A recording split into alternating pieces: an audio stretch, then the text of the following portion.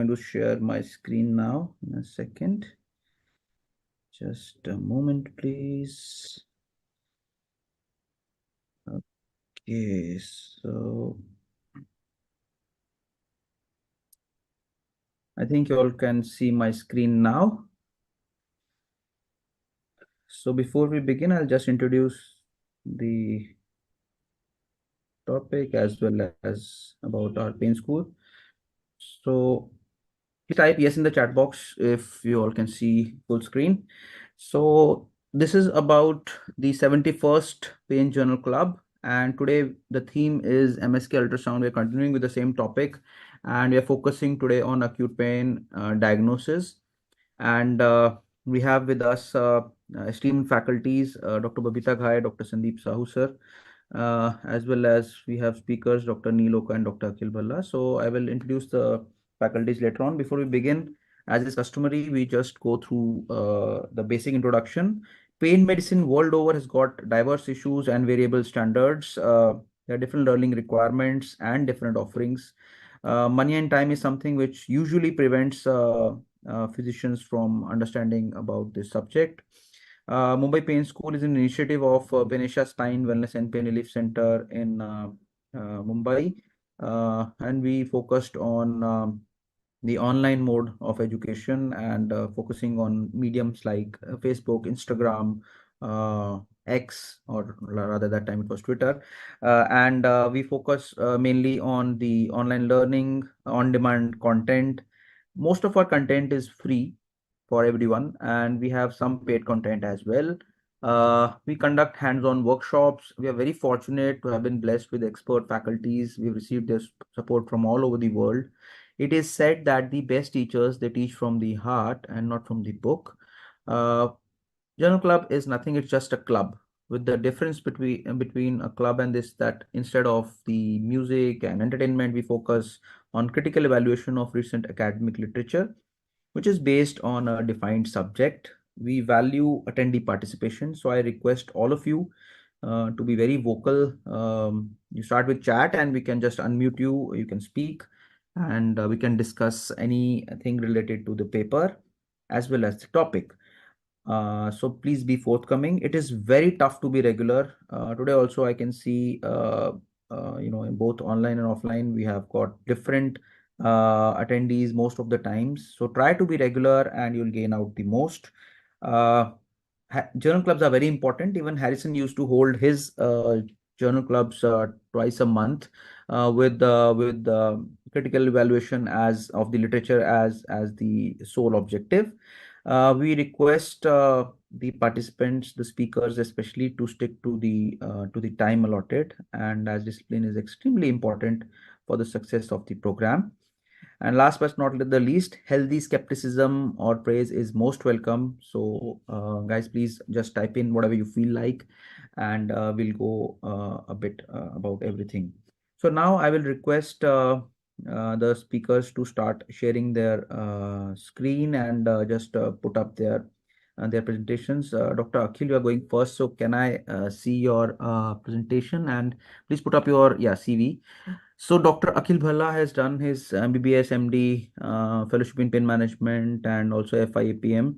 And he's currently working as assistant professor and in charge of pain medicine at the Department of Anesthesia and Pain Medicine, Adesh Medical College, Ambala. He's a founder and consultant of Pinnacle Advanced Pain Management at Chandigarh. He's also visiting interventional pain consultant at multiple hospitals in Chandigarh. So over to you, Dr. Akhil, for the first presentation. Thank you, sir. Siddharth starts. Before Akhil starts, just one thing is for the delegates is that Siddharth this time has picked up a very extremely relevant topic.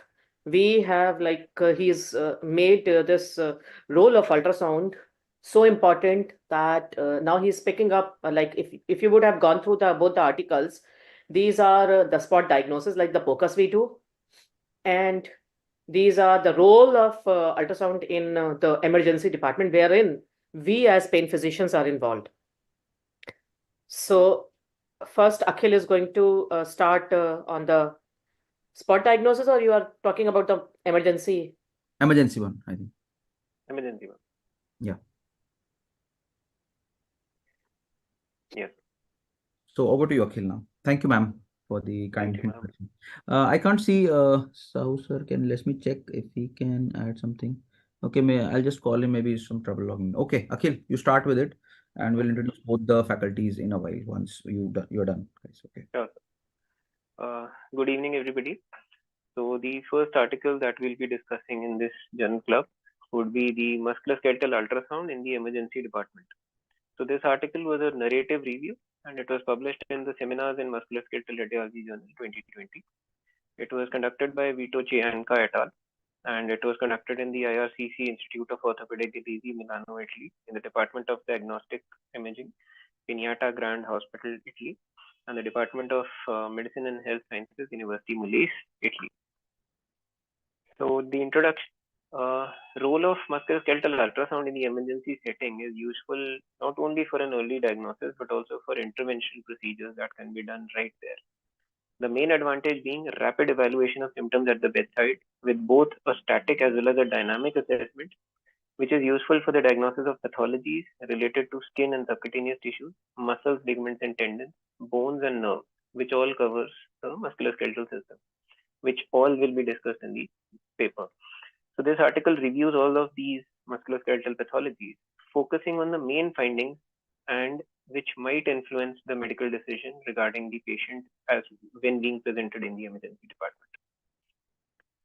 So for skin and subcutaneous tissues, the most common skin and subcutaneous soft tissue infections that is encountered in the ED is the abscess and cellulitis.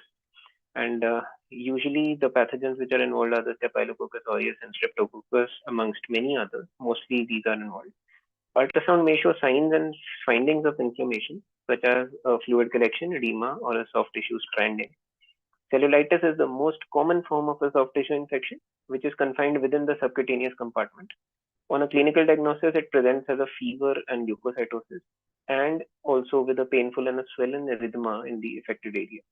On an ultrasound, it would be a non-specific finding of edema and inflammation in the skin and the soft tissue.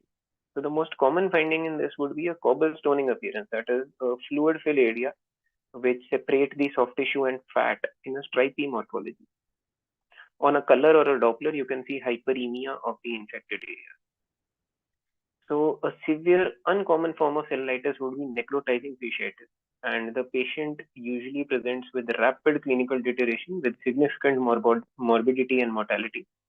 And the necrosis which occurs is due to microcirculation thrombosis and consequent ischemia in such patients. On an ultrasound, subcutaneous thickening with perifascial hypoechoic fluid and air when necrotizing fasciitis is concerned is present. So for an abscess, what is an abscess? It is a muscular or subcutaneous collection of necrotic and infective tissue with bacteria, inflammatory exudate, and molymer. On an ultrasound, you can see varied echogenicities, which would vary from hypo, iso, or even hyperechoic at times, with an irregular wall thickness and a typical posterior acoustic reflection. This would not be diagnostic. But on a color Doppler, you can again see variable grades of hyperemia of the vessel abscess wall and the surrounding tissues. Coming to hematomas.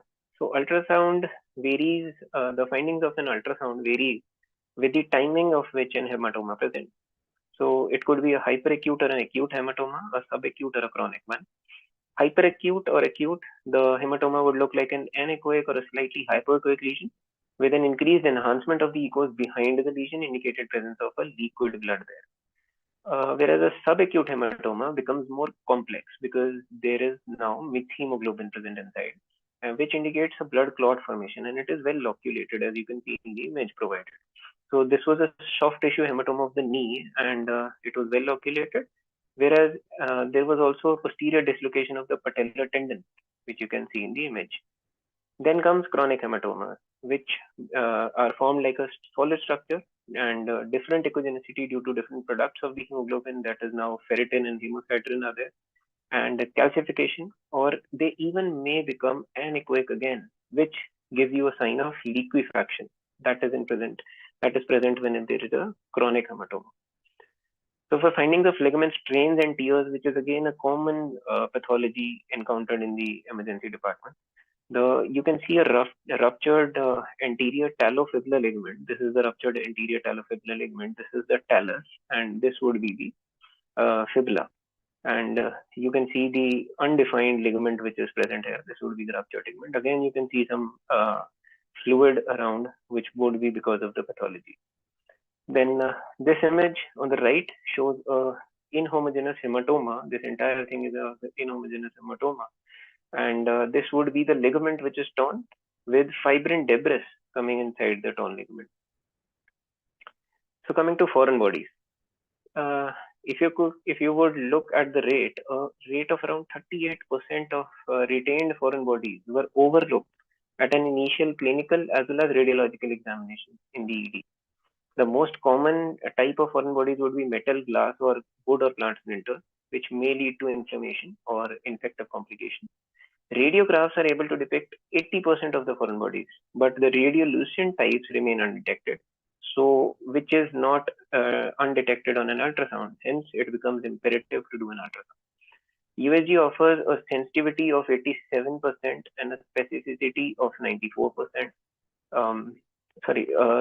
Sensitivity ranging from 87 to 94% and a specificity of 97 to 99% in the detection of foreign bodies, which is quite high.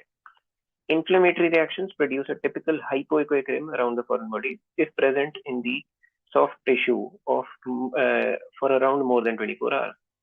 However, high false positive results can be there because of calcification, scar tissue, air trapped in the soft tissue, or and so correlation with, of course, within a radiograph is always recommended. So coming to the foreign bodies, the images provided by the authors in this article, the X-ray film shows a small foreign metallic body in the soft tissue in the second metacarpal joint, which is better depicted on the ultrasound. You can see a huge body here, which is very clearly seen on an ultrasound. Again, for a fracture, again, ultrasound is very helpful. This X-ray image shows a radiolucent question mark in the sesamoid bone on the fifth metacarpophalangeal joint. And on the ultrasound, you can see a fracture rim of the sesamoid bone, which is quite clearly visible on an ultrasound. Rib fractures can be very helpful.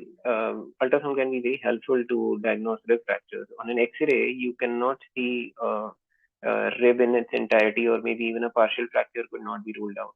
So this was an X-ray film which was taken, and it was obviously unremarkable. You cannot see any fracture on the rib here. And apparently the patient had just had an intense bout of cough, and on an ultrasound, whereas you can see a tiny infarction of the seventh rib, which you may not be able to rule out on an X-ray. So for fractures, the typical finding would be interruption of the hyperechoic cortical line as was seen. May or may not have an hematoma or a soft tissue swelling around it, but usually a soft tissue swelling is there, which would be observed as an indirect evidence near the fracture. So the unusual use of ultrasound would be bone realignment. So you can do this especially for pediatric fractures, where you can see the bone, the fracture being reduced under ultrasound. And it was demonstrated that a bedside USG guided reduction of a closed forearm fracture in the pediatric population is very safe and effective and very helpful. In fact, you would need less of radiation. Real-time visualization of the entity of bone reduction with a lower sedation and fewer operative attempts is required if you do that. So coming to muscle and tendon injury, in most cases, the most common injured preferential site of tearing would be the myotendinous junction. On an ultrasound, this image was provided of the EHL or the extensor hallucis longus, and you can clearly see the tendon tear after a cut injury, and the detected tendon stumps can be seen, detached tendon stumps can be seen, and the interposed fluid gap can be seen in the tendon. Coming to muscle lesions. So there are intrinsic muscle lesions, that is muscle strain, which is during the eccentric phase, in which the force of active contraction is added to the stretching force applied to the myotendinous junction. Again, there are grades which is based on the ultrasound appearance, that is mild, moderate, and severe injury, grade 1, 2, and 3. In grade 1, you will have negative or ill-defined areas of increased echogenicity or fiber disruption with less than 5% of the cross-section area of the muscle. Grade 2, more than 5% area of the cross-section muscle, and the USG shows fiber disruption and discontinuity in the perimysium. Whereas grade 3 would be complete rupture of the fibers with associated hematoma. it is usually clinically evident with a palpable gap between the retracted stump when the patient presents with a grade 3. It is important to note that perifascial fluid detection is an unspecific finding and can occur in any of these grades. So it is not diagnostic of which grade the tear has happened. So this was the example of intrinsic muscle injury. So these were short axis and long axis scans for an intramuscular hematoma of the vastus intermedius. And it clearly shows the hematoma inside the muscle. And this was the longitudinal view. You can see in the longitudinal view also, you can see the hematoma quite clearly.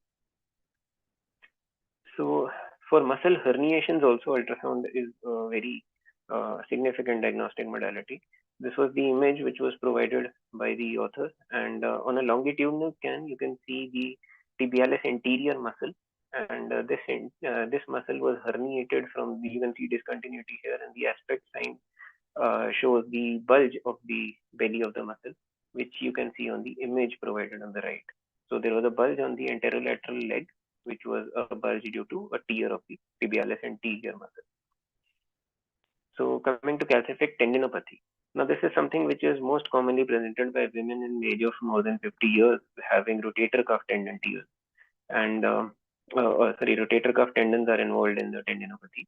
Features would be they would either be totally asymptomatic or may present with chronic mild pain as they usually do in the OPD, or when they present in the ED, they would present as an unbearable pain, and which is usually non-responsive to the common painkillers, which you could see.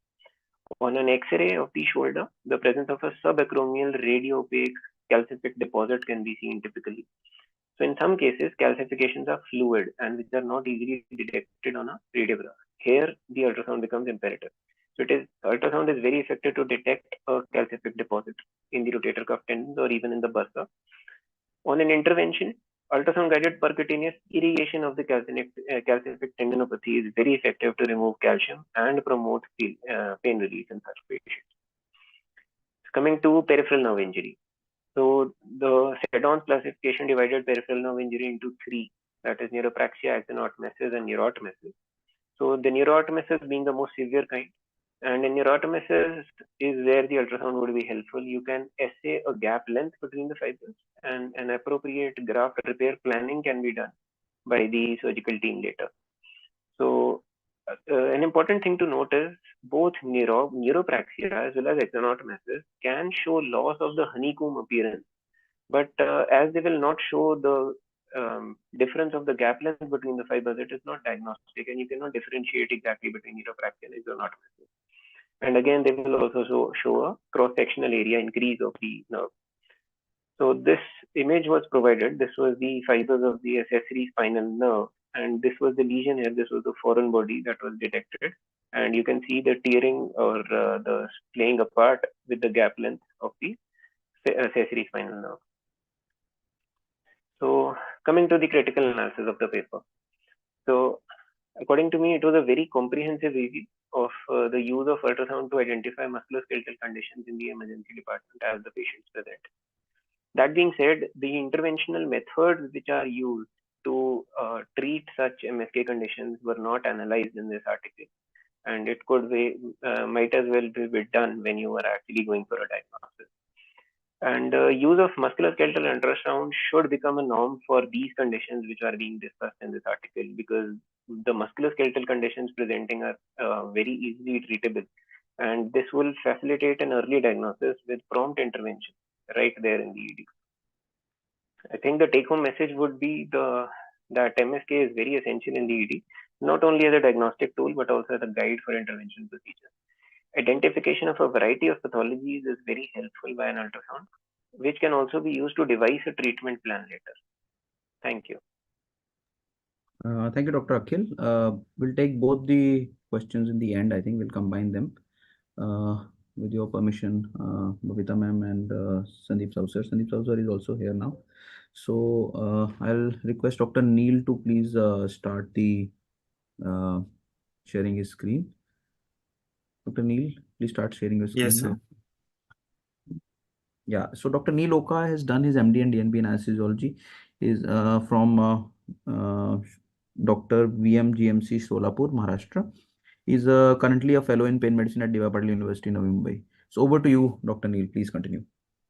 Good evening, everybody. Today I'll be presenting this paper, which is the beauty of musculoskeletal ultrasound spot diagnosis.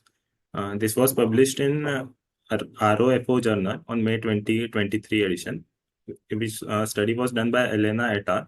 And it was done in Department of Anatomy, University of Crete School of Medicine in Greece, and Department of MSK Imaging, Diagnostic and Interventional Ultrasound Practice in Greece. So introduction. Ultrasound is a useful technique in musculoskeletal imaging, and it can be primary diagnostic imaging modality in many specific clinical settings. The advantages of ultrasound are well known and include real-time static and dynamic multiplanar image and lack of radiation. The cases were collected and selected by members of the Educational Committee of the ESSR. These will be 16 case scenarios, which will go one by one. The spot diagnosis first. 34-year-old woman presented with acute onset severe pain at the shoulder, which is radiating to arm, and there is total restriction of shoulder movement. The ultrasound showed this picture, and this is the overlying fat. This is the muscle, which is the deltoid. These are the fibers of deltoid. This is the greater tubercle, and this is the tendon. The ultrasonography findings were there was presence of mildly echogenic faint material in the supraspinatus tendon, and there was also edema of the tendon and thickening of the subacromial subdeltoid bursa. So they come to a spot diagnosis of it is an acute calcific tendinopathy in the supraspinatus tendon. The rotator cuff calcific tendinopathy is a very common condition, and it is caused by presence of calcific deposits in the rotator cuff. The spot diagnosis 2. A 60-year-old woman who is manual worker came with 2-month-long shoulder pain and a limited range of shoulder motion that she is not able to abduct the arm. On the ultrasound image, this image shows this is the greater tubercle. This is the supraspinatus tendon. These are the overlying muscle fibers of deltoid. And this asterisk, it shows the hypoechoic fluid-filled gap in the tendon fibers. And the gap is extending from the inferior articular to the superior bursal surface of the supraspinatus. So the spot diagnosis would be, this is a full thickness supraspinatus tendon tear. And such tendon tears usually progress and enlarge over time with worsening of pain and associated with tear progression. A 32-year-old man who had tenderness and pain at the lateral epicondyle, which worsened with forearm activity, and his grip strength has gradually reduced. On the ultrasonography, he shows the power Doppler of the lateral epicondyle shows there is presence of neovascularity, and there is hypoechoic thickened area in the common extensor tendon. This is the lateral epicondyle, this is the radius, and this is common extensor origin. So the spot diagnosis would be, this is a case of lateral epicondylitis, and the lack of both neovascularity and grayscale changes in ultrasound has a high negative predictive value, and therefore suggest other causes of lateral elbow pain. And the fourth case, a 55-year-old man who, while abruptly lifting a heavy weight at work, he experienced sudden painful pop, which was associated with considerable pain, swelling, and weakness at the elbow. So the scan of the elbow in this person in axial plane, it shows a hypoechoic area in the distal biceps brachii muscle, which is surrounded by a hematoma. This is the supinator muscle. This is the overlying fat. This is the humerus, and this is the radius. And in the longitudinal plane, in the same case, it shows there is loss of delineation of the distal biceps tendon, and there is shadowing due to anisotropy artifact in the area of retracted tendon fibers. So this history and ultrasonography examination, which points towards this is a distal biceps tendon rupture. A 75-year-old woman who had a painful right wrist, she underwent the ultrasonography of the right wrist in the first extensor compartment, which shows a power Doppler shows increased neovascularity of the retinaculum, and there is marked thickening and hypoechogeneity of the first extensor compartment, and there is an increased volume of tendon. That is, there are edematous changes in this confined space. So this points to the diagnosis of this is a de Quervain's disease. Next spot diagnosis. A 35-year-old woman who had pain at the dorsal wrist and a mild decrease in the grip strength. She presented with this ultrasonographic finding. which shows there is a presence of a small cystic lesion which is extending from the wrist joint and which has a short neck. So this is probably a dorsal wrist ganglion, and the ganglion cysts are most common soft tissue tumors of the hand, and majority are located in the area of wrist and communicate with the adjacent joint via a short pedicle. Next spot diagnosis. A 67-year-old woman who had blockage of her right ring finger when it was flexed, and it is painful snapping when it is extended. So the ultrasonography of this shows there is an irregular thickening of the A1 pulley at the level of metacarpophalangeal joint. This is the metacarpal, this is the proximal phalanx, and here is the irregular thickening, and there is also blocking of flexor tendon during flexion and extension, which is leading to formation of a nodule. So the spot diagnosis was this is a case of trigger finger, and ultrasound may also contribute to treatment of trigger finger when performing injections of steroid or release of the A1 pulley under the ultrasound guidance. And the next spot diagnosis, there was a 50-year-old woman who had focal pain on the right side of chest since approximately 1 month. The ultrasonography of the area shows there is a cortical irregularity of the hypoechoic cortical line of the rib, and there is slight elevation of the overlying soft tissue. So this was a case of rib fracture. So next spot diagnosis, a 48-year-old male cyclist who had a painful right-sided perineal swelling. So the ultrasonography of this swelling, it shows a hypoechoic ill-defined mass in the subcutaneous tissue. So given the history and the sonographic finding, this is a Biker's nodule. Spot diagnosis 10. A 36-year-old male runner who had a focal pain on the lateral side of the left iliac crest. So the scan in this area, it shows a focal thickening and hypoechogeneity of the proximal iliotibial band. This is the iliac tubercle, this is the overlying muscle, this is the fat, and this is the focal thickening along with hypoechogeneity of the iliotibial band. So the diagnosis would be that it is a proximal iliotibial band syndrome. The proximal iliotibial band syndrome is a syndrome described in athletes characterized by isolated pain at the iliac tubercle or at inferior lip of the iliac crest. The next case scenario, a 35-year-old woman who has burning pain at the anterolateral side of the knee, and there is also tenderness. The ultrasonographic features show there is a thickening of iliotibial band, and there is a small fluid collection between the band and the lateral femoral condyle. So this is a case of distal iliotibial band friction syndrome. Next spot diagnosis, a 65-year-old woman who has pain and swelling at the posterior knee, which is radiating to the calf. The ultrasonography shows, this is the medial femoral condyle, this is the medial belly of gastrocnemius, and it shows a cystic mass medial to the medial head of gastrocnemius muscle. So the spot diagnosis is, this is a Baker's cyst, and unless this cystic mass lies between medial head of gastrocnemius and the semimembranous tendon, the cystic lesion should not be diagnosed as a Baker's cyst. A 15-year-old male soccer player who had pain and tenderness at the tibial tuberosity along with a local swelling. The ultrasonography in this area, it shows there is irregularity of the ossification center of the tibial tuberosity. There is a thickened physeal cartilage. There is a detached bone, and there is neovascularity at the distal patellar tendon. So this is a diagnosis of a Osgood-Schlatter disease, which is common in young and athletes. Spot diagnosis 14. A 38-year-old man who had a focal swelling of his right lower leg. So the sonography in this area showed there is area of convex bulging of underlying muscle, and there is also a focal defect in the superficial muscle fascia. So this is a muscle hernia. A 36-year-old man who had intense heel pain and inability to walk, and one day ago while jogging, he suddenly felt a pop, which was followed by immediate sharp pain in the back of ankle and lower leg.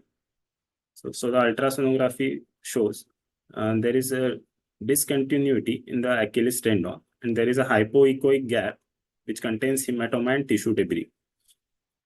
So this is the Achilles tendon tear. And a 39-year-old woman who had a heel pain, which shows the thickening and hypoechogeneity in the posterior third of fascia plantaris, close to its insertion on the medial tubercle of the calcaneus.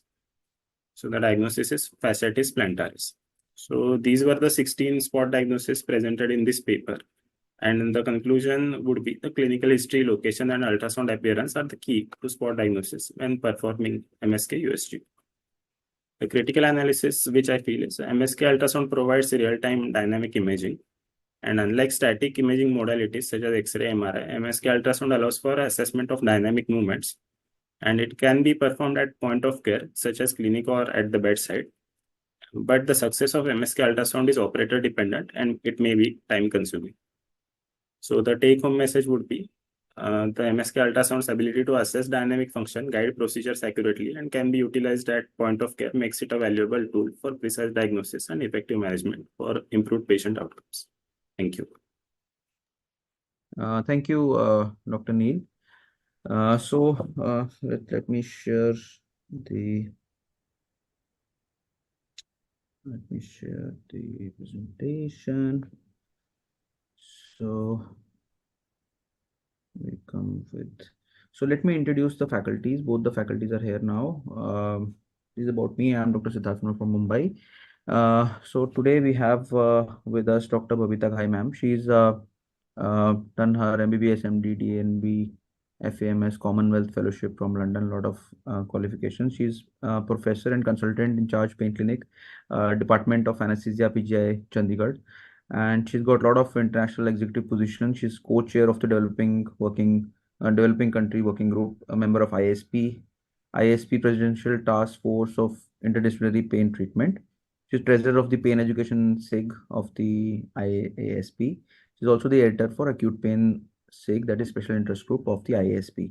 She is holding a lot of national executive positions like the Special Board Member in Discipline of Pain Medicine for DNB, the secondary DNB, FNB for National Board of Examination in Medical Science. She's got a lot of awards. Some of them include ISA Presidential Award for Academic Excellence, Excellence in Pain Research by WIP India, Fellow of National Academy of Medical Sciences. She's also been a TEDx speaker and got the COPS Award as well. She's got around 150 index publication and several national and international book chapters as well. So welcome, ma'am. Thank you, Siddharth. Thank you. First of all, my congratulations to continue conducting this academic activity. And I must applaud you that despite busy, private schedule, you are still continuing it. Thank you, ma'am. Over to the second distinguished faculty whom we have with us today. So he's Professor Dr. Sandeep Sahu, sir. He's done his MD, DNB, PDCC, MAMS, FICCM, FACEE. Some of the abbreviations I will not know, sir. Please excuse me, but a very decorated gentleman.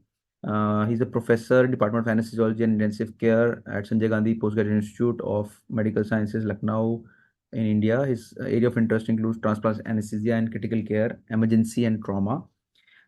His important appointments include the Secretary for ISA UP State Chapter, past President of ISA Lucknow Chapter. He is the international instructor for ACLS, ATLS, FCCS, trans-esophageal echocardiography, POCUS, and airway courses. He's got numerous awards, some of them being KPR Young Anesthesiologist Award of ISA 2014, YG Bhojraj of ISA 2015, Presidential Appreciation Award 2021, INDUSEM International Award 2014, ICN National Award, IMA Appreciation Award. Sir, there is huge list. Please excuse me if I miss any of these. So he's got an academic experience of more than 18 years of teaching and research, 90 publication including 20 book chapters, and he's got more than 400 lectures delivered already. So welcome, sir. Welcome to our journal club for the first time. I have had the pleasure of working with you when I was a senior resident, so it's a pleasure welcoming you here. Sandeep, sir, are you here? I think yes. I request you to unmute.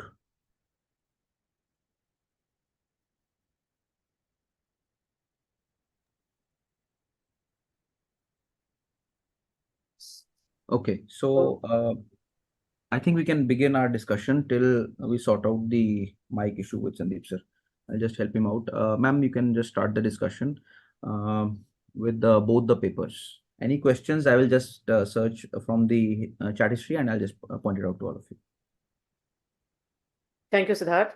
Thank you for your kind introduction, first of all, and again inviting me to this journal club. Akhil and Neel, the question is to both of you. When you present articles in the journal club and when you critically analyze, so how do you say that what exactly should be critically analyzed in these articles? So first, Akhil, what is there in your article which you can think of, not just a positive point, but let's see is there any thing which you feel a flaw, not exactly a flaw, a type of article or whatever it is? Ma'am, the article covered the MSK conditions very nicely, which were being discussed with how the patients present in the emergency department regarding only the musculoskeletal ultrasound findings. That being said, they did not discuss they discussed only the diagnostic part. They did not discuss the interventional part. But considering the authors, all of the authors were from the radio diagnosis background, from the Department of Diagnosis and Imaging. So I think that is the reason that they did not go for the interventional part. They just mentioned that, and they did not consider putting that as a analysis-worthy thing to be done. And that is something which was because the title of the article is musculoskeletal ultrasound in the emergency department. If you are diagnosing something very nicely, why not for example, if it is an abscess, why not just aspirate the abscess and at least send it for a biopsy immediately and make a diagnosis? See, we really do not know whether what they have done. So according to you, this is a beautifully written article where they had tried to cover, and it is just that they mentioned only about the diagnostic part. They did not have any intervention done. Okay. What about you, Neel? How do you critically analyze your paper? I also feel the same, man. This paper was also about spot diagnosis, and it was also done in the radiology department, which was done in the Greece in their setting. So they have chosen, I think, the cases that which they see more commonly. They have chosen the 16 cases out of those, and they have presented just the radiographic findings along with the history. Okay. So if we talk about here, and we discussed what is like you really critically analyze in journal club is the quality of paper, the methodology, maybe a PICO format. So both these both these manuscripts are more of a narrative review. Okay, this was something they noticed, and then they presented it and put the manuscript. So this is more, both the articles are from the point of learning, a very good article, where it's more like a seminar. It's more like where the authors wanted to pass across to you that lot of things can be done by the ultrasound with good sensitivity as well as the specificity if you are involved there. However, when we talk about any other article, say we would have taken a type of articles. If we talk about ourselves, publishing, maybe the radiologists have still the scope of publishing the narrative reviews. We as an pain physicians find it extremely difficult to, publish just a narrative review. You can either have a systematic and in the secondary research. This is not a primary. This is in fact not a research. What they did, they collected the data and they presented it to you, okay, and presented it to the house. So this is not even a secondary research. So we are not talking about primary research. There are many. This is not even a secondary research. So we have to keep it in mind that about the article. So if we keep that in mind, that this is more of a narrative review. If you give write in current scenario, you send narrative review to good journal, they would come back to you and they would say that we need either the systemic a systematic review, or we need meta-analysis. Narrative reviews in current scenario are very, very difficult. So forget about that. The quality. So this is one thing which all the houses should know. When we come to the journal club, we discuss about most of the time RCTs or interventional studies, and we try to find out how the authors have done their methodology, whether it is a strong methodology, whether we should have done something different, whether their results were different. But yes, having said that, this is a very, very informative. Both the articles are very informative. Very informative. Now, what is that? If I ask the question to whole of the audience, if they can put it in the chat box, that what is that you gain from these articles? So, Dr. Babita, good evening, ma'am. It's Sandeep Sahu from Lucknow. In fact, we were waiting for you. Yeah, I am there. I am listening. Yes. I am listening you that you are already fulfilling the task to be done by me. You are already a mentor, and so you have already described that what a journal club and what is our expectation, and how we should narrate or analyze the article. So both the article presented very well, and I will say I must congratulate the presenters, both the presenters. They have worked hard, and what we learned that although we do a lot, but we publish less, I will say.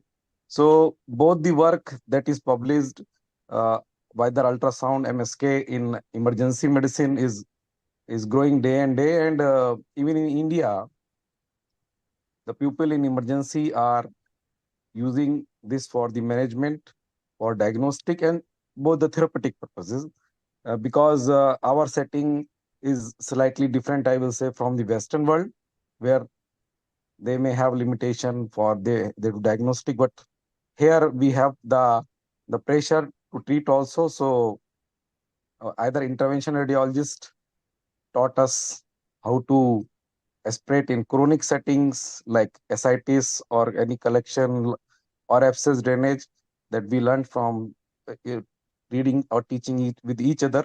And simultaneously, I will say that in SGPGI, one good thing is that we have common clinics with the radiologist, where anybody can come, especially the team that doing work in that setting is welcomed, and they discussed, and with time we have learned with them, and now the ultrasound we are using in acute and chronic, both the setting, and both the articles says that we are doing similar work here, either in acute pain or chronic pain and emergency department.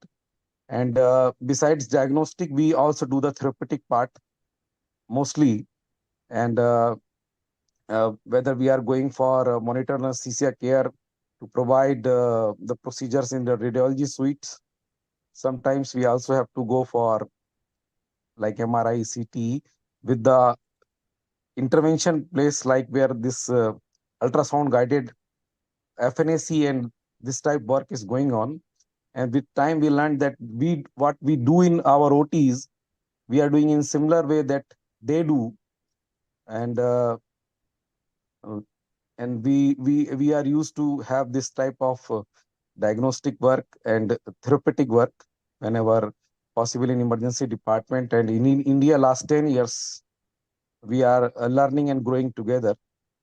So it's not a big task, but definitely the MSK is coming a big way, whether it's a training or teaching.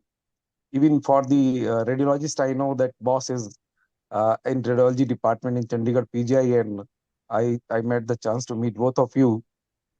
And with time of learning and validation with the expert from somebody from radiology team, we can do wonders in emergency setting. And chronic pain, ma'am, you are already working, and you are already the masters of doing pain work in chronic pain. In acute pain also, that the MSK is much more needed, and it needed a certified training. Even radiologist has to undergo fellowship for the MSK. And I will say that with this learning with them, or doing some short-time fellowships, we can learn with this science of MSK and help our patients. Thank you.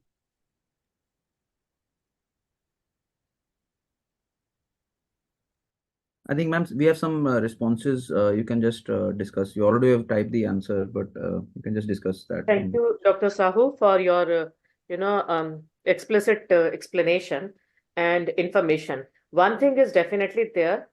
I see I had asked that what do they gain from the article? One of them, Dr. Ahmed, has said the scope of pain physician in emergency medicine is something new where I come from. So may I ask you, Dr. Ahmed, where do you come from? Yes, And ma'am, I Babita. have replied to it that most of us, the scenario is the same. We as pain physician are being, more towards chronic pain, and So that was the purpose of me taking up this article, because you need to increase your understanding, increase your roles, rather than contesting the roles of fellow physicians, where already many people are there. You are also saying, okay, I am also here. You can create a blue ocean strategy, wherein you can add to the existing science and be the pioneers in that particular field. And I feel we are very fortunate today that we have mentors from two PGIs who are expert in doing all this and leading the way for the rest of the country. So, ma'am, over to you. Siddharth, this is what. So Neel and Akhil, both of you are still not coming up with the answer of that. What have you gained more, maximum, and out of these articles? So, Akhil, maybe a short answer. Yes, ma'am. So, ma'am, very rightly said by you earlier also that there was no meta-analysis or even an RPT. So when we had decided on the theme and we started choosing articles for this, and there is no meta-analysis on musculoskeletal ultrasound diagnosis in the emergency department. You will have various musculoskeletal diagnosis for various separate modalities, but not for an entire umbrella category. Again, interventional, definitely not in the emergency department. There is no meta-analysis on it. Even there is no randomized clinical trial on an umbrella category where you have all of the musculoskeletal conditions being discussed. And most of the diagnoses have been published as a review article maybe, or a narrative review, which was the best chosen ones were presented. And what I learned from this was that all of these conditions which we are already seeing mostly on a chronic scale, and they can be very well be dealt on a acute scale also when the patient presents acutely with such conditions in the emergency department. The only reason is we maybe are not that available in the emergency department as an interventional pain physician, and we are usually available in the OPDs or the operation theaters where we are doing a procedure. And if the emergency department has a code, or when they can actually need us, they might call us. That is when you can actually say that we do have a role there, but that is when they actually need to call us. Like you call a code team or you run a code, then. So you see that as a chronic pain or a pain physician, you might have a code team to call you. Okay, well, I'll just sum up pros and cons of that. Neel, what do you say? What is to be gained? Or Akhil, if you have anything like any con for these articles, not pro, for this article, again, before you can think of it, by the time Neel is answering. Neel? Yes, ma'am. Although it was a type of a narrative article, but what narration they have given, it must take a great deal of expertise to come to such diagnosis, means spot diagnosis. So we'll have to develop the similar level of skill as the radiologists have. So we will be fluent in these conditions and we would be able to diagnose it on the spot.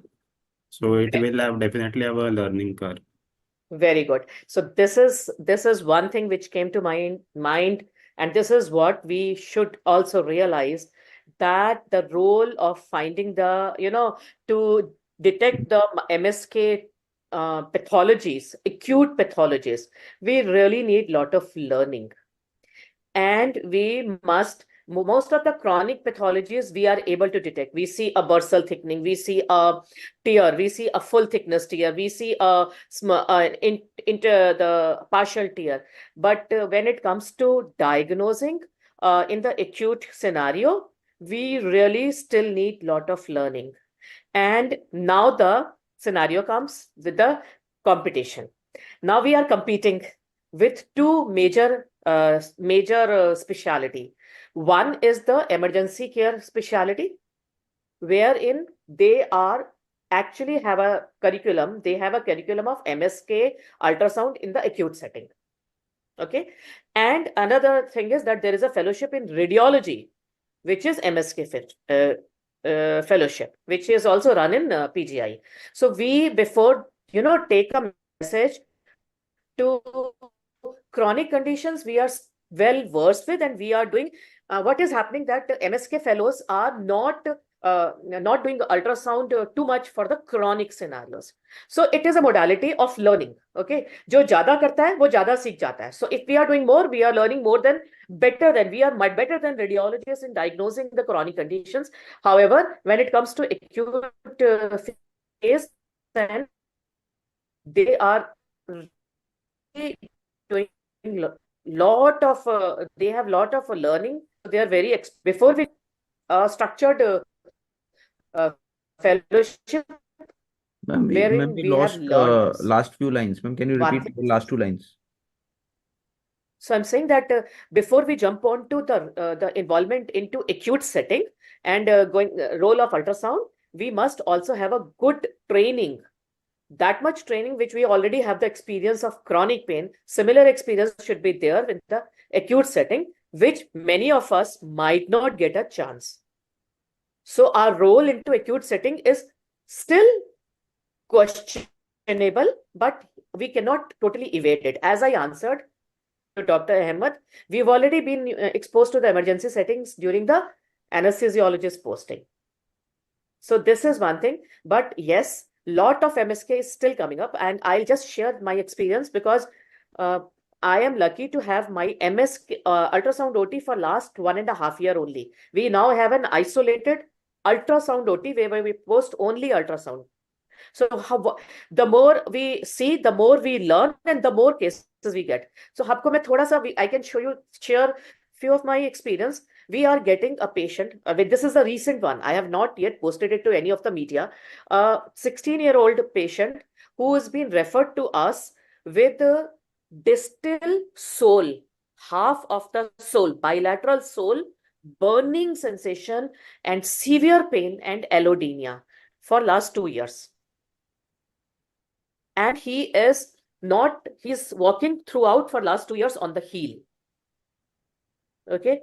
So what do you think we could do? And he has been on, let me tell you what he is on. He is on lamotrigine, maximum doses, gabapentin, maximum doses, already going on duloxetine, maximum doses, amitriptyline, maximum doses, and there is fifth drug, which is also oxycarbamazepine, 300 BT. So he has got no relief. Now, if we would have really been picked up early during this scenario, then we would have been able to give this person some good intervention. So Akhil and Akhil, what do you think we could do this, and how? So burning history, ma'am. Was the patient having any history of injury before this? History of any history of injury in bilateral limbs? No. And history of similar symptoms. 10 years back to her, 6 years back in the family, sister was diagnosed with a similar pain, and they lost the child at the age of 15 years. Now they are very scared. So history of trauma is not there. Pediatrics say this patient has been referred from pediatric medicine for nearly 1 year. He is visiting the pediatric medicine OPD, and they have thoroughly investigated. Okay. Any scans which have been done? Everything. So you keep asking me, I'm going to tell you, everything is negative. Everything is negative except on NCD. They picked up small fiber neuropathy. That's it. Diabetes not there, hypertension not there, echo normal, any scan is normal. But this is, I do have videos of. So what will you do? So you evaluated, you're trying to find out the cause. Everything is normal except for few genetic studies, which are also not negative, and few genetic studies are still awaited. Everything you ask me, I'll give on, keep on giving. So you have evaluated the patient, nothing is positive except for the diagnosis of small fiber neuropathy. There is no vesicle, there is, and taken from the skin up when the patient is come to you and refer to you for the management. What will you do? Anyone of the house, anyone. Here comes the role of ultrasound. In extremely ultrasound MSK of the plantar fascia and the retrocalcaneal bursa. No, there is no thickening. Negative. There is no calcified. Huh? So negative. We have done that. Okay. Any pathology in the lumbar spine radiating to the lower leg? No. There is no radicular component. It is not even the full sole. It is half of the sole, distal half of the sole, towards the toes. Okay. Any impingement in the maneuvers, inversion or eversion of the foot? No. Okay. Weight bearing is painful, or the pain is even on non-bearing condition? Non-bearing condition and weight bearing increases it. So he has allodynia also. He hardly wears any slipper. He has made a special slipper which is not going to touch his distal portion. And it is equal in all of the 5 toes? Equal in all of the 5 toes. Morton's neuroma would be unilateral mostly. Nahi hai. And you're saying small fiber neuropathy? Any autoimmune condition which was ruled out? No. तो अब patient आया है आपके पास, अब आपने क्या करना है? But you are just thinking, मैंने बता दिया उन्हें, you are thinking in terms of only diagnosing. Yeah. So move further. So this all were required. I did check up. So the role comes for the diagnosis. So I did check up the Achilles tendon. I did check up the ankle ultrasonography. There was no calcified ligament. There was no compressive. So how's his hearing? Whatever he is asking, there are few of the things where the ultrasound is come for the role of diagnosis. So everything is negative. I did. Morton's neuroma. What exactly is Morton's neuroma? I do not know, but there was no neuroma. Ma'am, it's like a neuroma in the presence of a neural ganglion or a neural cyst between the second and the third toe. So, chale hum accept kar le that we have accepted that this patient is a small fiber neuropathy. We do not know why, but there is some family history also. So agree. What next now? Neel, what next? EMG was insignificant. EMG was fiber there was EMG. That was NCV. EMG was insignificant. NCV showed small fiber neuropathy. It was skin biopsy as well as the NCV. Okay. Any systemic cause? Any blood reports which are ruled out? All negative. dsDNA, ANA, RA factor, everything was evaluated.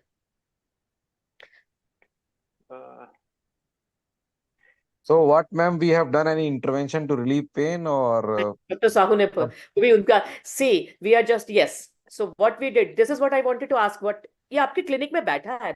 The patient is standing or sitting in front of you. What will you do? The last thing which would come to your mind would be a CRPS, I think. The last thing which would come to your mind would be CRPS, complex regional pain syndrome. But again, for that also you would need a inciting injury. You cannot just come to a diagnosis. What are you going to do? See, you have evaluated, taken 1 hour of examination, everything, purane records. Now what will you do? Dr. Sahu is asking, what have you done? A diagnostic lumbar sympathetic intervention can be done. Okay, now listen, why and how my thinking changed, because I've been doing MSK OT, ultrasound OT for last full 1 year. So we thought of giving, first of all, we tried to find out, obviously, what what is the nerve supply of this area? So it is, even we had to go back, but we can, no. So it's a medial and lateral plantar nerve, and it is, which is the branch of the posterior tibial. So medial lateral from the posterior tibial. Unless if you are targeting the digital cleft, which is deep peroneal nerve, you will have the first that cleft area which is supplied by the deep peroneal nerve. Sole area, still sole, which is medial and lateral plantar. Ideally, the sole area being covered by the medial and plantar, the complete sole area. But ma'am, where is the pain? Pain is in the anterior half, right? Pain is in the sole area. Sole area. Dorsal. Anterior dorsal. No, it's नीचे जो जमीन पे लगता है. Ventral, not dorsal. Sorry, ventral. We'll call it. So, ma'am, on an MSK, you could see impingement of the tarsal tunnel. Not there. Not there. So what we did, we gave you him can do a tibial nerve block and see whether it helps. Yes. So because he's been already on 5 medication, full doses, and he's not getting relief. Not slept in last 5 months, more than 3 hours a night. So we gave him nothing else. Simple. We gave him a posterior tibial nerve block using steroid and bupivacaine. I used bupivacaine higher concentration, 0.5%, but it was an ultrasound guided posterior tibial nerve block, and immediate relief. Today is the 18th day of after the block. He is 95% pain relieved, but still some pain is left in the tips of the toe. That's it, to all the toes. Ma'am, the allodynia went? It's gone. And what did you give in the block with lignocaine? Nothing. I'm telling you, 0.5% bupivacaine and steroid. And steroid, 20 milligram of steroid, nothing else. 20 milligram. Okay. So the house agrees that when it comes to chronic pain condition, lot of pathologies are involved, and once you break the cycle, it might get relieved, but role of ultrasound. So we have now created a series of our own. We have given lot of common peroneal, 3 patients, common peroneal nerve. Okay, again explanation. There is this lady from Manipur who has had a fracture. Ghar mein gir gayi. She is a businesswoman. She is 36-year-old, and she developed fracture of the lower limb, and she had a rod placed in the tibia, screws. And since 2 years, she's been having severe pain, scar neuralgia at the screw level. And whenever you touch that screw ka niche wala area, you will get a allodenic pain in the lateral aspect of the calf, anterolateral aspect of calf till the lateral malleolus. So we gave this patient, again, we thought of giving initially the diagnostic block, along which becomes therapeutic because we are adding steroid, and then we would just always think of getting these patients back in and do PRF or CRF, depending on the type of nerves involved, because we have only 2. Cryo can be done for peripheral nerve. These are the patients who might be in long run, might be for peripheral neurostimulation, but again, we are not going there. So common peroneal nerve block would be given, all steroids. Also chronic pain may we have the role, but now in acute pain may, if we also know lot of regional sonoanatomy, regional neural and MSK sonoanatomy, we do have a role there.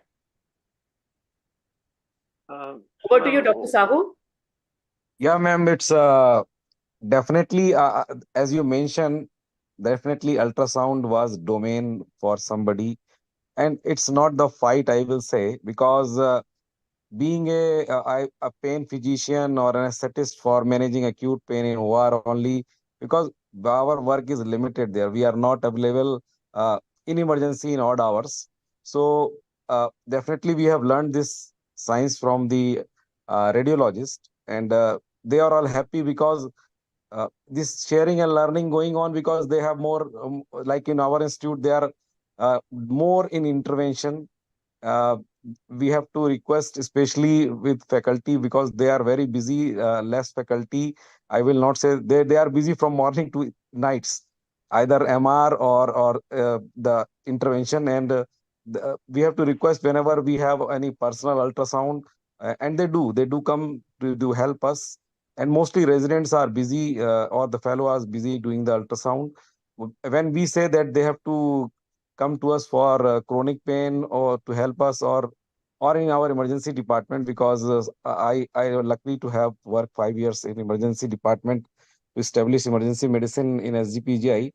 uh, because uh, in emergency, the trauma patient or pain patient with pain are the frequent visitor, and they are uh, only thing, same ultrasound, three places ultrasound in OT, or in pain clinic, in emergency, or it's in for only diagnosis was in radiology. But same thing, only thing that in where you have to prove early is for acute pain, because patient trauma patients, and in trauma patient, if we see the initial assessment, the primary survey, the pain is the part of ABCD management, and where as soon as you stabilize the ABC, then comes the role that patient should be get its patient right to give pain relief.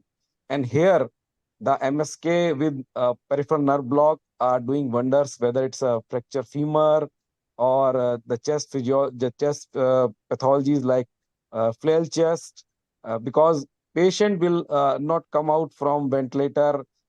It can be more problem from because the pulmonary contusion leading to ARDS and prolonged stay on ventilator, and then ventilator associated problem comes there. And giving analgesic from I will say from IV route or from other route is not, they have systemic effects. And here the role of because they say they see to us in same way that we see to radiologists to for help. So initially for learning, uh, we get together. It's for sharing, and uh, there is need that they want the pain management and peripheral nerve block. We are already giving, whether it's it for anesthesia or for chronic pain, but it really works well, because nowadays in our trauma center, uh, it's part of ED. Now patients are given block in the ED, whether it's a musculoskeletal trauma, and I will say the polytrauma is very less patients in India. The mostly it's musculoskeletal trauma. It's part of orthotrauma or head injury assured with the musculoskeletal trauma. So definitely need is there. We can do combined studies, we can publish together, because the patient are different from control setting to the trauma setting, or in emergency when they are coming with any foreign body, like penetrating injuries or any foreign body. Usually even kids, they insert something, and they have pain, and besides giving systemic uh, analgesics, this our local field block, even for removal of foreign body, the anesthesia we are giving less nowadays, either field block or muscular block, with help of ultrasound. So it's changed a lot. Even I will say in reconstructive surgeries, I have learned this science that our plastic surgeons, they are very good in giving blocks. And when I was resident, they said, don't give GA. You were just give monitor anesthesia care, and or you please give block. So I will say that is reconstruction part uh, during trauma management or after like definitive surgeries, because they have to go undergo multiple surgeries multiple times, and this the use of ultrasound for musculoskeletal uh, pathologies, for pain management, and even for its very good. I will say I am one of the I'm a diabetic patient, and I have the frozen shoulder, and it's really changed when I was given one pericapsular infiltration, and it changed my physiotherapy. So I itself one of the beneficiaries, and whenever it's rewarding in emergency setting, and definitely we have to hand holding to our emergency physician, or like trauma surgeon, those who want to learn this. And because we can't be there every time. So my say is that it's not stealing or dominancy of uh, each other on each other. It's mutual learning.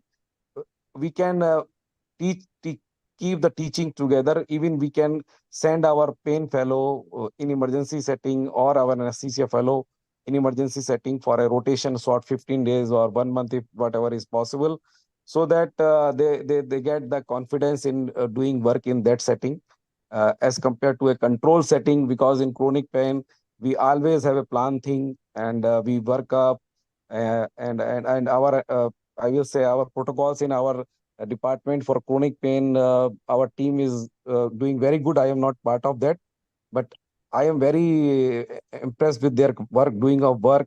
They do all the protocols, all the safety protocol, even monitoring, giving sedation, analgesia, even for small procedures, and making patient pain free for relieving pain. It's very good. So this is what my observation for MSK utility in emergency setting, I will say.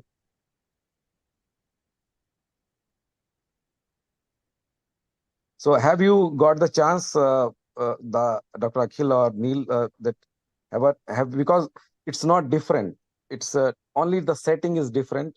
The environment is different. So I think if you have you get the chance, or if you got the chance, would you like to be part of team for acute pain management in emergency setting? This can be called from ICU also, because some patients also need your help. A polytrauma patient in ICU, and they are on ventilators or other therapies, and they need help from us. Dr. Akhil, Dr. Neel, this is a question to you. Yes, sir, definitely. Most definitely. It will be very helpful for the ED also, that when you get a call for acute pain control or management, if No, we are I available. differ on this, because if you are working as a chronic pain physician and you are available only 4 hours, 6 hours, 8 hours in a hospital, this call can come anytime, 24 hours. So the acute pain service, which is available 24/7. So I think this responsibility should primarily rest with the team.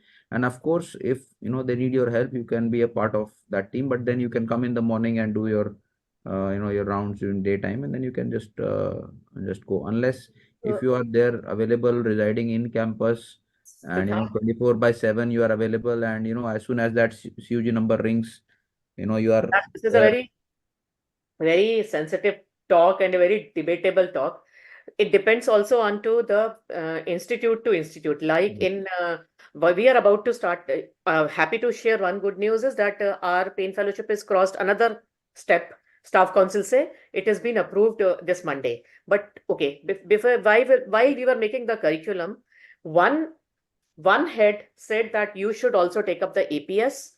Another head said that you should be making the APS totally different. Ma'am, Okay. I don't think it is even a debate. I'll tell you It's how it comes. It is just same an here. operational issue. If Yes. the adequate staff is provided, Wait a minute. very, like for example, if any, Siddharth, wait. yeah, So I was very clear as what you said exactly. APS is altogether a very different scenario, and APS need lot of staffing. It needs manpower, it needs different infrastructure, it needs clerical staffing, it needs nursing, dedicated nursing staff, it needs pharmacist. Okay. So I told my seniors that if you provide me, this curriculum is made only for the chronic pain curriculum. If you want to include APS, I'm happy to have APS, provided you give me this much of infrastructure, this much of manpower, and this much of the things extra.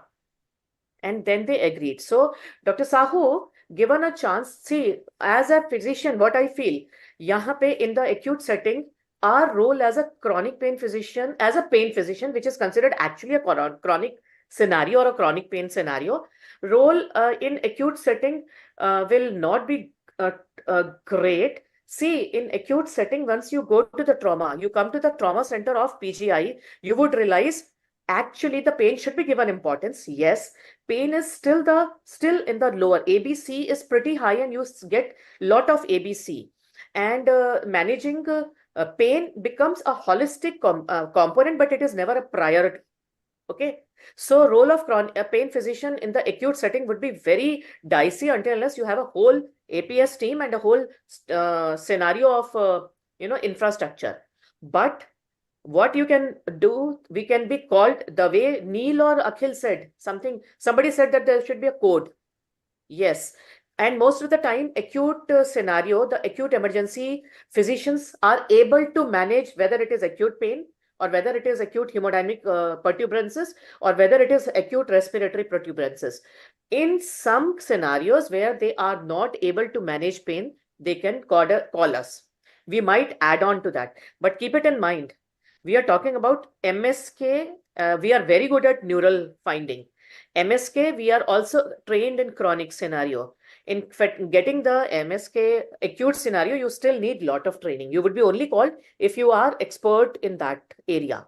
So what do? They usually call, obviously, we have MSK fellowship and we have increased it from 1 year to 2 years.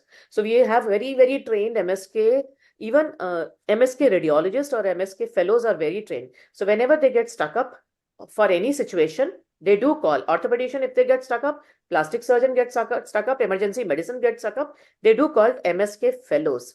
But we still have an upper hand. If I speak to my MSK fellow here, their experience in finding the nerve is not great, which is much easier than MSK. So we do have experience there. So if you are working in a setup where you are providing services like me, I am providing services both at acute area 50%, in chronic area 50%. You would be working. Otherwise, once you are working as a totally as a pain physician, your role in acute setting is not, I don't see the future is going to be too much involved. As Siddharth said, we have so much in our plate. We have to manage so many other things that we cannot get into acute setting. Acute setting is very demanding as far as the infrastructure and the manpower goes. I totally agree with you, ma'am. Even in my hospital, either we are busy in the OPD seeing patients, or on alternate days we are doing OT, and it is a very hectic schedule. So, as earlier was also being discussed, like if there is a code, maybe you need our help for some special MSK diagnosis case or 1 or 2 cases, we will be available. That also depends on our availability.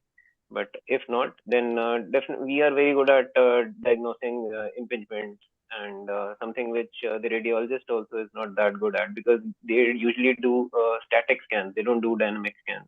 Yes. So my radiologists have started calling me for impingement scans.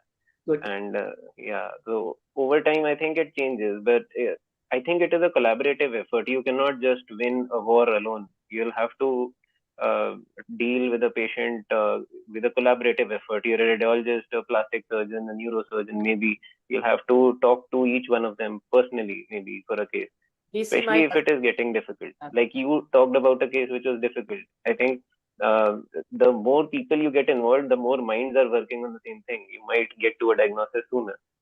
And I think that is a part which is very different to a institution. Yeah, I agree, ma'am. I agree with Akhil and you also in a setting, because the things are different, ma'am. There are, I will say, 4 types of place we are working in institutes. We have our own boundaries, limitation, no or yes. But when any new anesthetist who has been trained in pain and goes out and he want to survive only on pain, and we know that it's a big issue to survive him in periphery, but he can show us a spectrum that I can be of utility here also, because as in PGI Chandigarh, the trauma anesthesia is, because they are also our colleague, and they definitely, we can't work everywhere, we have to work in one place. So some our fellow working as a trauma anesthetist, and because they are always available on the floor, yes, in their ORs, and they can have their extend wing to ED, because my boss is always telling me, आपको मरना पड़ेगा तभी आपको स्वर्ग मिलेगा. So I am quoting Professor PK Singh साहब कि जितनी जगह करके दिखाओगे या लोगों को अपनी इतनी आदत डाल दो कि आप ना वाले एनेस्थेटिस्ट से इतने हाँ वाले बन जाओ, या इतने पेन फिजिशियन की आपकी यूटिलिटी वो मतलब तो डेफिनेटली भाई हमको करके तो दिखाना पड़ेगा अपनी ईज से निकल के। आपने सही कहा कि मुझे लॉजिस्टिक जैसे इंस्टीट्यूट में वर्क करूंगा, तो जब ये लोग फैकल्टी बनेंगे, ये लोग प्रोफेसर बनेंगे, तो इनको अपना वो से भी रखना है कि मुझे नर्सेस चाहिए, मुझे उनको ट्रेन करना पड़ेगा ताकि मैं एक्यूट पेन सर्विस अच्छी चलाऊं। मुझे अपना रेजिडेंट चाहिए जो राउंड लगाएगा, और लॉजिस्टिक मुझे इक्विपमेंट भी चाहिए वहां पे, उसके लिए अलग से इक्विपमेंट चाहिए, अलग से स्पेस चाहिए। अगर मुझे मान लो माइनर ओटी वहां पे मुझे प्रोसीजर करने के लिए चाहिए, तो definitely this is one demand कि जब उनको वो चीज करनी होगी। और डेफिनेटली कोलेबोरेटिव भी है कि जब आप दिखाते हो कि आई कैन ऑल्सो डू और I can also be useful here, तो मेरा बस इतना कहना था कि वो अपनी यूटिलिटी दिखा सकता है। Okay, sir. बाकी यह है कि for the house we should, Dr. Sahu, यह है कि for the house I want to tell that why did I use the word competing is क्योंकि my husband is a radiologist. He is into pediatric radiology. So thankfully we do not have conflict of interests. Okay. So rather than just the conflict of interest of normal husband and wife. Point is that Radiologist Association, IRIA, has I think, ma'am, I'm sorry to interrupt. We are exceeding the time by around 20 minutes now. So I will, take the liberty to just cut short this discussion. Before we end, I give Dr. Babita and Dr. Sahu there, if they want to say Uh, anything, just 1 or 2 I minutes. Please think, summarize the thing. yeah, Siddharth, we have already said our part, and it's better to conclude because people get bored if we continue discussing. So they should get the benefit of attending this tell that session. everybody Yeah. must be waiting for food. Dinner नहीं खाया है किसी ने, मैंने भी नहीं खाया है. And कुछ लोग होंगे जिन्होंने बनाया भी नहीं है. So let's Okay, just before one thing, next time when you come to the journal club, any one of you, I hope, Siddharth, we are doing the critical analysis using the CLAPS tool. Any tool I we are think, ma'am, using? we can have, if you allow, and I'll take the liberty to, request you. We can have a small talk from you on this and then how to read and analyze a paper. You had last time taken some basic things, and that was quite enjoyed by many of us. So maybe I can take the So liberty how of to go about, having. okay, how to critically analyze a paper? How to critically, I Yes. took one example of neuromodulation, if I remember. Yes. So I It's my think question. we will, because it will be very helpful for all of us, So, because nobody's using the criteria on how to, actually follow all these steps, because human mind okay, is fickle, and if we don't follow a framework, we tend to, forget the things which might be very okay. important. Siddharth, I'll just also cut short it. We will in some future.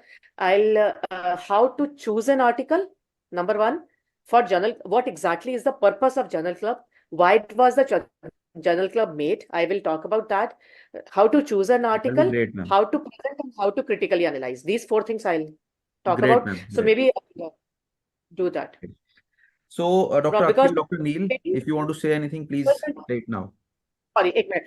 Because in chronic pain also huge, you have such wonderful, beautiful articles written where you can still find the critical analysis.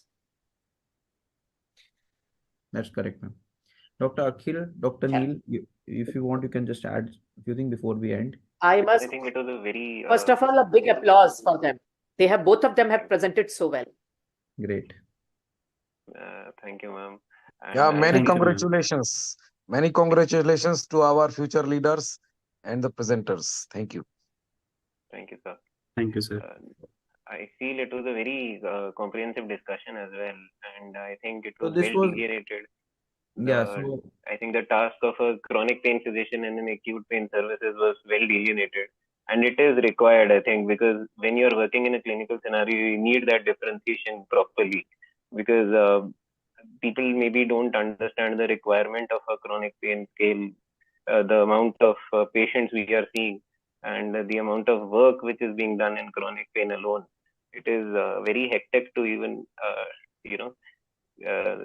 do it on a daily basis. So I think that differentiation is very important. And acute pain services is a totally different ballgame, and it comes with its own backlog. So it should be kept quite separate than chronic pain. Chronic pain should be dealt as another department entirely. I think over the years it will change definitely. But all in all, a very wonderful discussion over MSK, whether in the ED or even other diagnostic criteria. MSK ultrasound is the need of the hour. Thank you so much, ma'am. Thank you so much, sir. Dr. Neel, anything from you? No, it was a great discussion, sir. Thank you to the both faculties. Okay, great. So before we end, special thanks to Babita Ghai ma'am and Dr. Sandeep Sahu sir, as well as both the speakers. So we'll end the discussion now. This is the season 4 of the Mumbai Pain Schools Pain Journal Club, and this season we are focusing on MSK ultrasound. This season we had a new time, that is 8 p.m. We had group topic for different seasons. So this season we had this MSK ultrasound. We had a format of 2 faculty, 2 papers. We discussed always the paper in advance. The next step for you guys is to just join our mailing list, and we have a WhatsApp group which we have posted link in the chat and email. Any suggestions, comments are most welcome to be sent to us on mumbaiPainSchool@gmail.com. And next journal club is not on the next Friday. Next Friday we are busy for a conference, so we will meet on February 2. That is the next to next Friday at 8 p.m. for the next journal club. And of course, I will discuss with Babita ma'am, and at her convenience, we'll post one special session for this, because the last time also she taught us. Those of you who want to just search, go down the Mumbai school page, and you'll find a recording to that as well. And she taught us extremely nicely, which I think we should adopt as a template for future critical analysis, for the future discussions. So Akhil, I think you can find that one and share the link in the group. That will be great help. We'll have our next hands-on workshop in April, 26th to 28th April. So those of you who are planning to attend, please block these dates and welcome for Mumbai. With these words, I thank you all very much for attending the session today, and we end the journal club now. Thank you. Thank you, Siddharth.